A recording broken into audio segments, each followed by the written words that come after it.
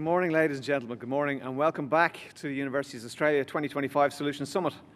I wish to acknowledge that we are meeting once again on the lands of the traditional owners, the Ngunnawal people, the traditional owners of these lands, and I pay my respects to their elders past, present and emergent, and to all First Nations people here in the room with us or those who are watching us online. Now, housekeeping, if you've got your mobile phone on making noise, please turn it off making noise. And I just want to do a quick reflection on what a fabulous first day we had and what a stunning evening we had last night, hearing from the Minister for Education and celebrating the winners of the inaugural Shaping Australia Awards. It was really a great evening last night. It does say inaugural on my page, and a bit like Ron Burgundy, I read it out. It wasn't the inaugural, it was the second one. I might finish the sentence with a question mark later on. As a sector, we do have a lot to be proud of.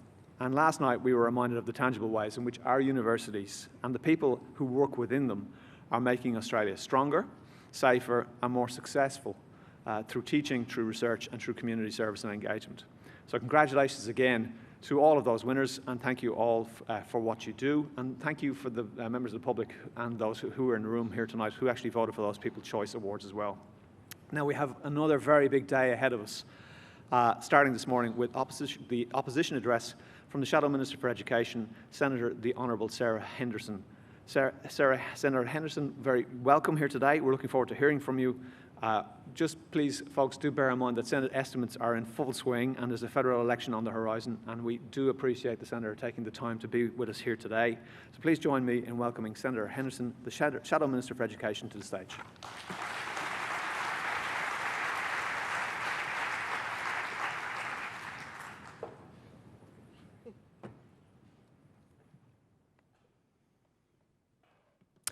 Well, good morning. I acknowledge the traditional owners of the land on which we meet and pay my respects to elders past, present and emerging.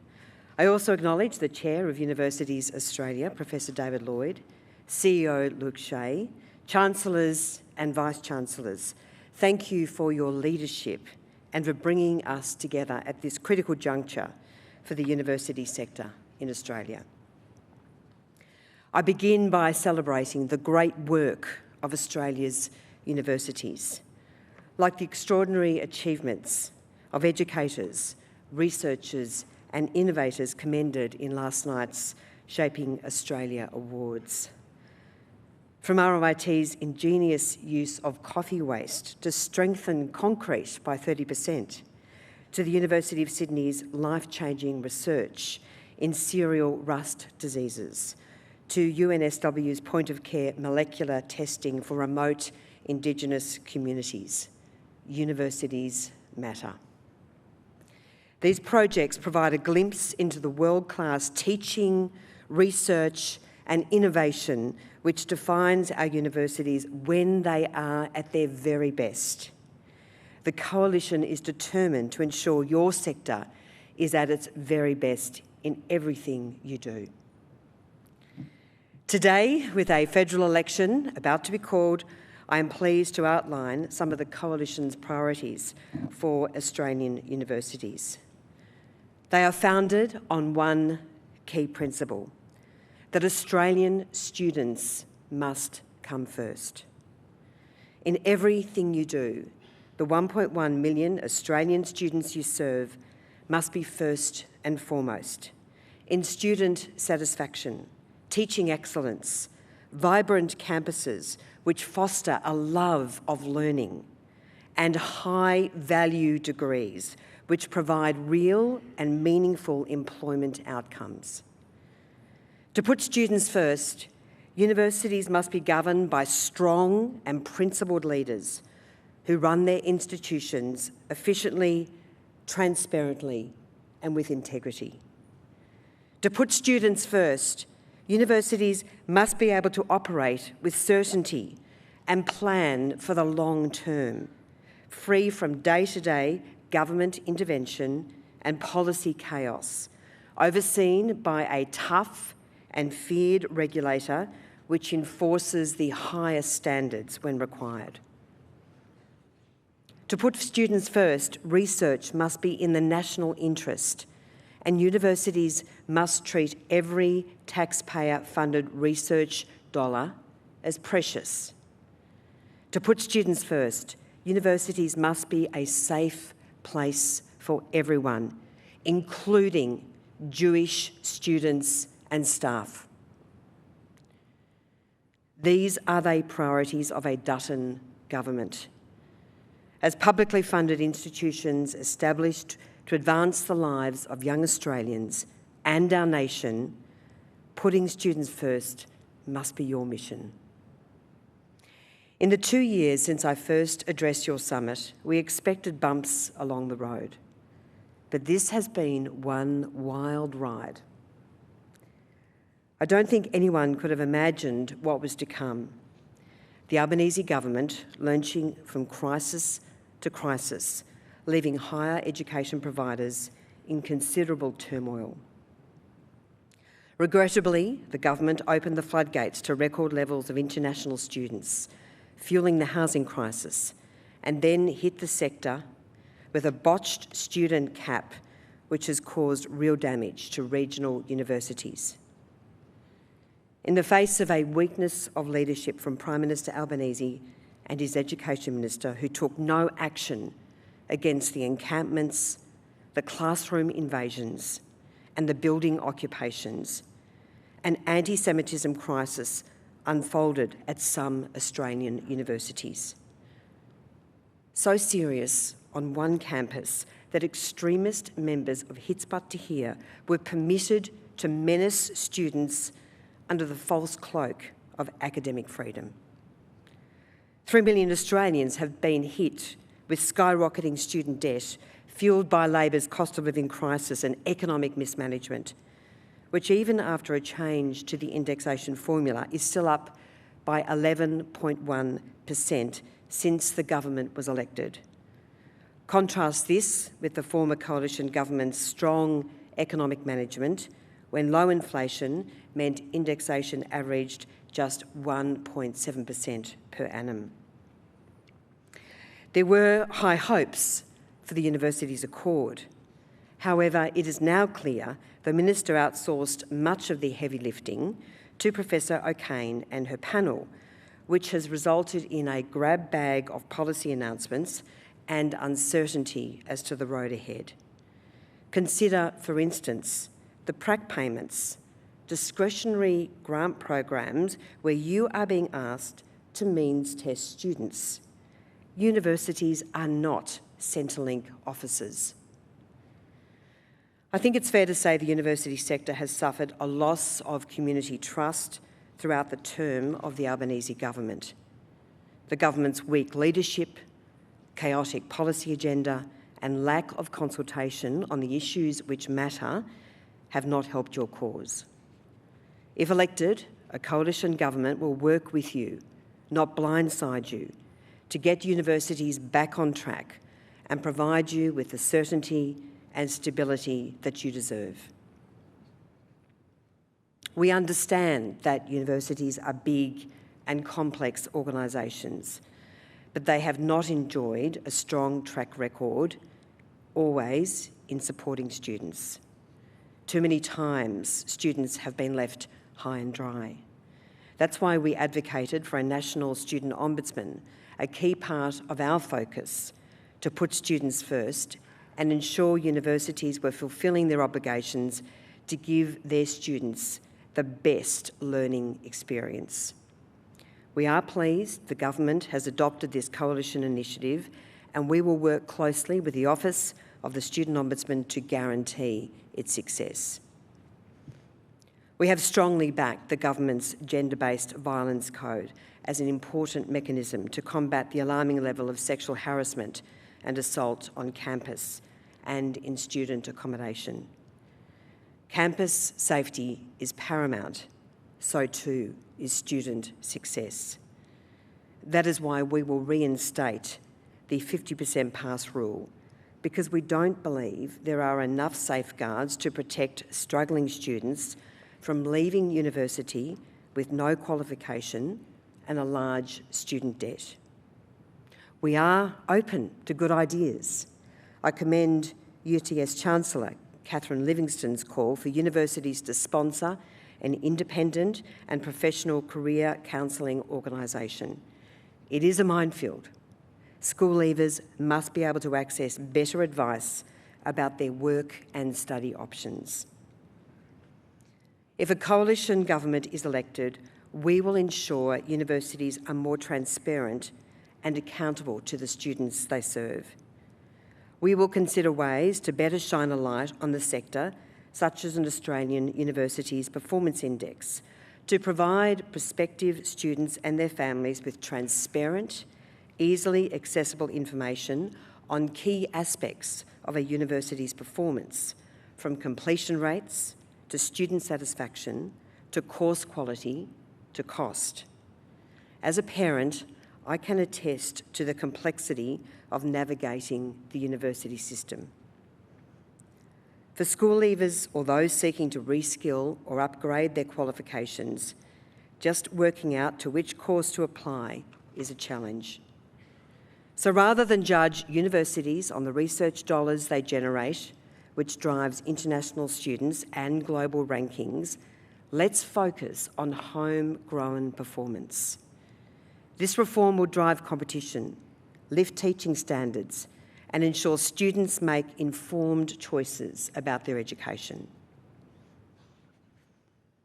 On data just released, the number of international students in Australia is at a record 849,000, up 8.3% since December 2023, placing increasing pressure on housing, infrastructure and services.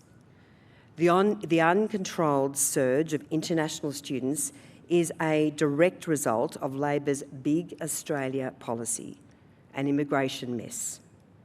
This, of course, is driving the rivers of gold at some members of the Group of Eight, but the regional universities continue to suffer from Ministerial Direction 107 and now 111.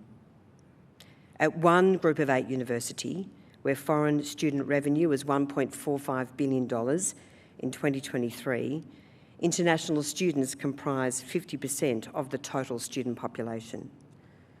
The proportion of foreign students is frequently much higher in postgraduate courses. For too long, universities have relied on a business model which yielded them eye-watering revenues, but which are not sustainable or in line with expectations of the Australian community.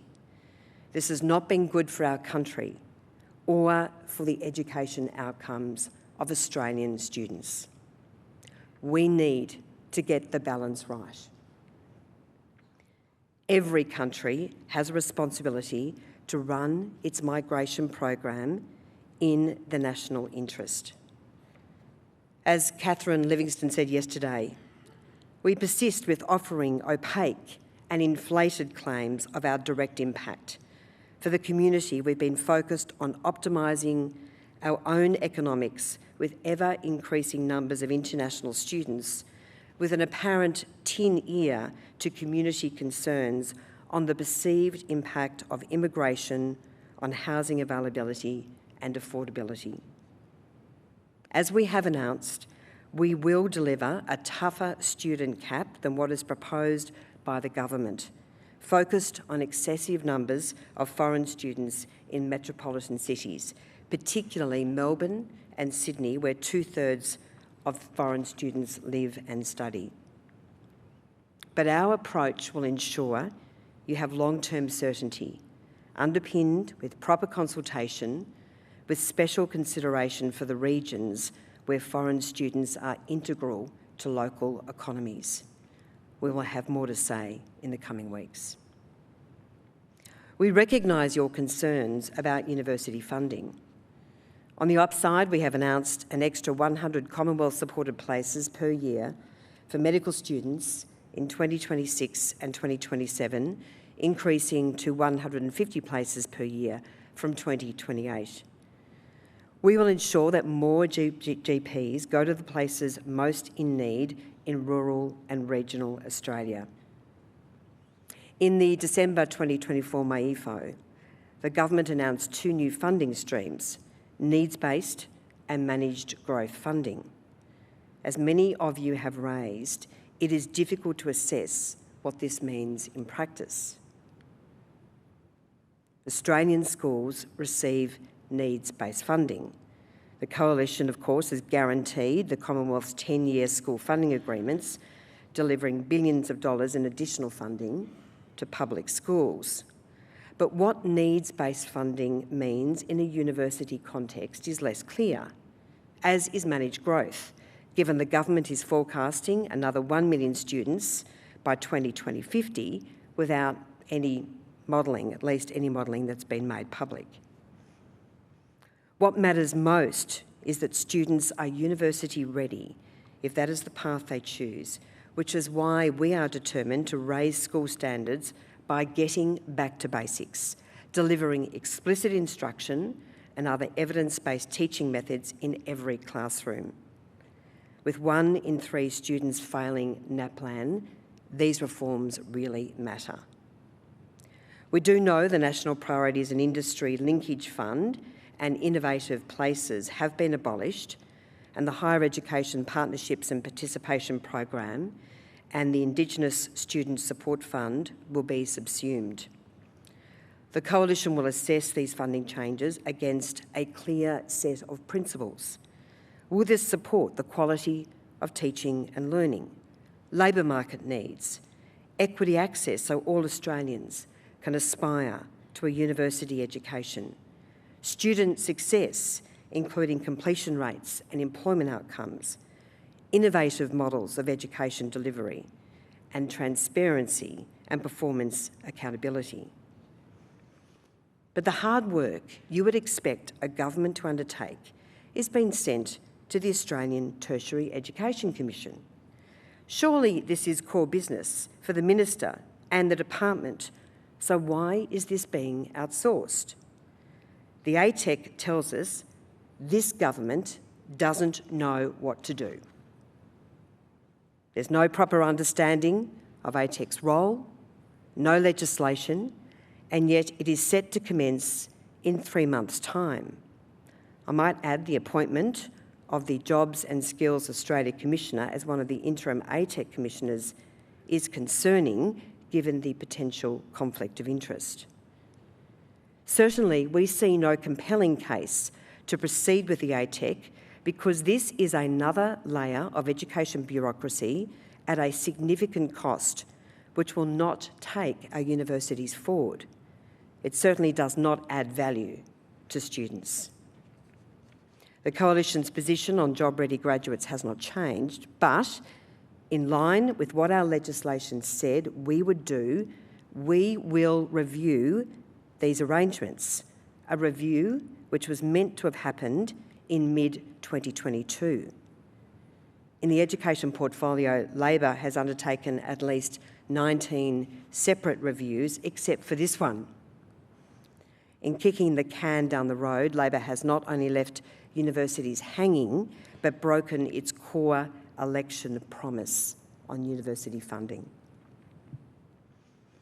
I was recently briefed on Federation University's cooperative education model, where all students from Year 2 will take placements 2 days a week with local industry. This is really exciting.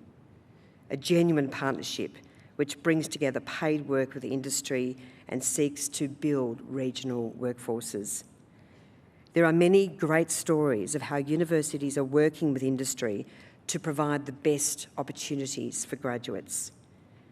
In contrast to our work in government, we are disheartened by the lack of focus on the commercialisation of research in the national interest, and we will put this back on the agenda. We will also treat taxpayer-funded research with the respect it deserves.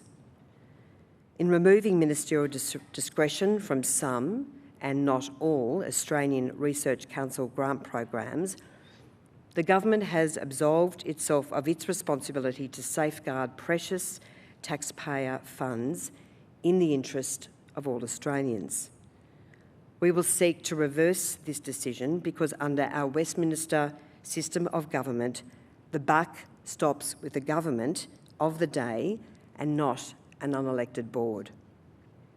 And in stark contrast to the government, We will take research integrity seriously and will hold the ARC to account for its enforcement of grant conditions. We support a strong and effective higher education regulator. Given TEQSA has the power to advise and make recommendations to the Minister about the quality of regulation of higher education providers, if requested by the Minister or on its own initiative, it is concerning that TEQSA has sat on its hands doing so little to address campus safety, whether it be protecting women from sexual assault or Jewish students from anti-Semitic hate. It is a poor indictment on our regulator that the Gender Violence Code will be administered by the Department of Education. And it is a shocking reflection on the Albanese government that it took no meaningful action to throw the book at universities over these safety issues. We are also concerned about a range of governance issues which the government has not addressed, including the salaries of Vice-Chancellors. In analysis by Julie Hare of the Australian Financial Review, Australian Vice-Chancellors are the highest paid in the world, with some earning more than those leading the universities of Cambridge, Oxford, Stanford and MIT. That is why we believe the salaries of Vice-Chancellors at public universities should be set by the Remuneration Tribunal and not universities' boards. In this cost of living crisis, the current situation, frankly, does not meet the pub test. Since the 7th of October 2023, the Coalition has made clear that everyone has the right to be safe on a university campus. Academic freedom must not be used to falsely cloak incidents of anti-Semitism. As Marcia Langton so compellingly argued in her recent column in The Australian, "No excuse for allowing Jewish hate to fester on our campuses," she said, "Academic freedom is not freedom of speech. These are very different concepts and rights. Only academics are entitled to academic freedom, and this right is conditional on their work conforming with the rigorous rules of the academies and their disciplines that relate to evidence, ethics and integrity." She went on to say, freedom of speech is also limited by laws relating to defamation, racial and other forms of discrimination. University administrators and anti-Semitic protagonists alike have conflated the two concepts, one seeking refuge against their responsibilities on false grounds, and the other seeking free licence on our campuses to spread anti-Semitism and hatred. I am proud to reiterate that a Dutton government will adopt a zero tolerance of anti-Semitism on university campuses. We will not wait for universities to act in their own time.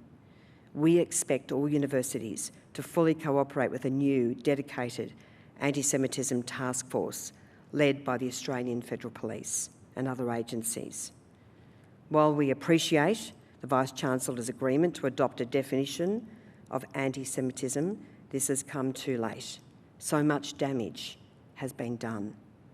If elected, we will require all universities to implement the IRA definition of anti-Semitism, a more robust framework, a definition which must be enforced.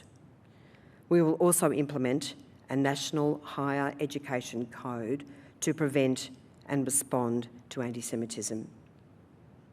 We continue to raise alarm bells about Labor's refusal to listen to its own anti-Semitism envoy, Gillian Segal, and establish a judicial inquiry into anti-Semitism at Australian universities.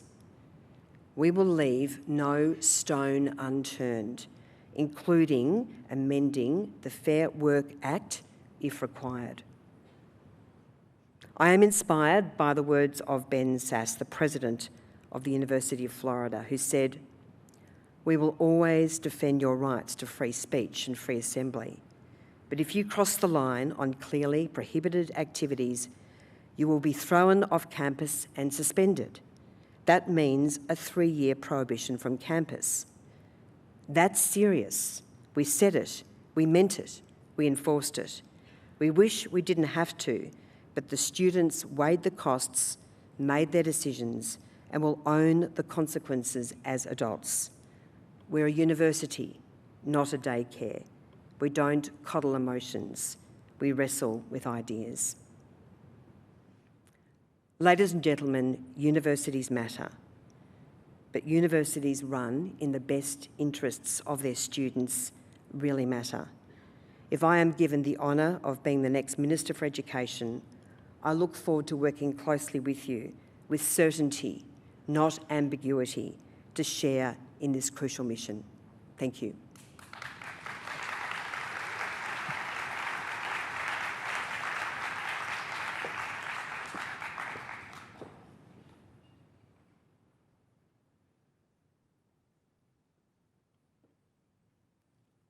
Ladies and gentlemen, certainly is what we strive and what we seek, and I think Senator Henderson has given us some clarity about where we would be if she's returned as the Minister for Education following the election.